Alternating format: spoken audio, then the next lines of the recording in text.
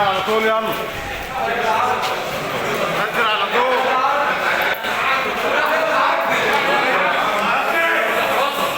خلاص فين؟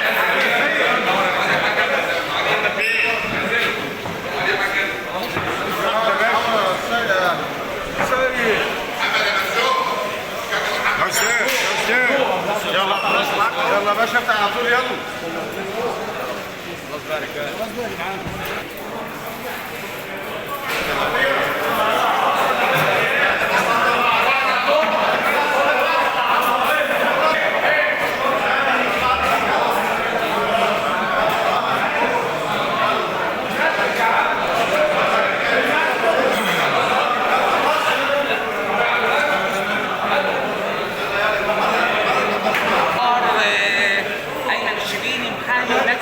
النهارده منذ قليل تم النطق بالتأديب والإعدام على المتهم قاتل عروس طنطا آية الشبيلي ضحية الغدر على يد زوجها بعد 48 ساعة.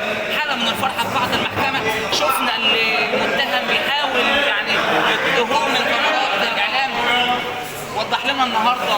الحمد لله بفضل رب العالمين تم إصدار حكم المحكمة بالإعدام المتهم، وده الجزاء اللي هو المتوقع لجريمة القتل لهذا الرأي العام كله، وده يكون عبرة لكل من تسول له نفسه ان هو يقتل اي حد من ابنائه. فسر لي محاولة هروب المتهم من الكاميرات مش عايز يعني النهارده المتهم حضر يعني وهو حاول يخفي ملامح وجهه وقت لحظة النطق بالحكم، فسر ده بإيه؟ هو ده شيء طبيعي لانه هو متوقع ان هو يعمل حكم بالاعدام. لان هو خلاص هو خد احاله الجلسه اللي فاتت، شيء طبيعي ان هو النهارده لازم يبقى ممكن حكم بالاعدام. النهارده والدة آية فين؟ هي موجوده في من المحكمه انما ما دخلتش قاعه الجلسه. ليه النهارده؟ عشان المتهم من بره كانت خايفه من لا هو الامن هنا قول النهارده هتروح عند ابله آية بالذات، انت كنت اقرب حد ليها وخدت القضيه دي صبرا ليك. اكيد طبعا. هتقول لي الآية ايه؟ اقول لها ارتاحي حقك رجع، وهو ده قضاء ربنا، والموت ده بيد ربنا وحده، تمام؟ انما اللي عمل الكلام ده خد جزاءه. في نظرات كانت من المتهم ليك تحديدا وهو في داخل وهو طالع من القفص الحديدي اثناء النطق بالحكم. فسر لي النظرات دي. في حاجه ده حقنا وحق العيله بتاعتنا واحنا بنجيبه، حق بنتنا ده شيء طبيعي. انت ولي الدم، ما انتش محامي عن المال. شايف ولي الدم. شايف حضرتك كده من اول الجلسه ومن اول اليوم كان عندك ثقه بتأييد الحكم اكيد ده؟ طبعا اكيد طبعا.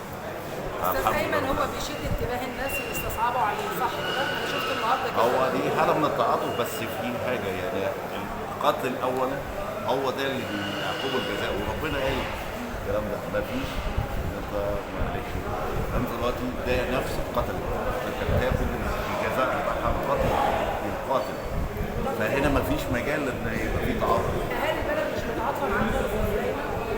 لا هو ما فيش تعاطف. يعني ما حدش مثلا قال اصل هو لا ده اصل هي الموضوع ده اصل غصب عنه ده كده يعني؟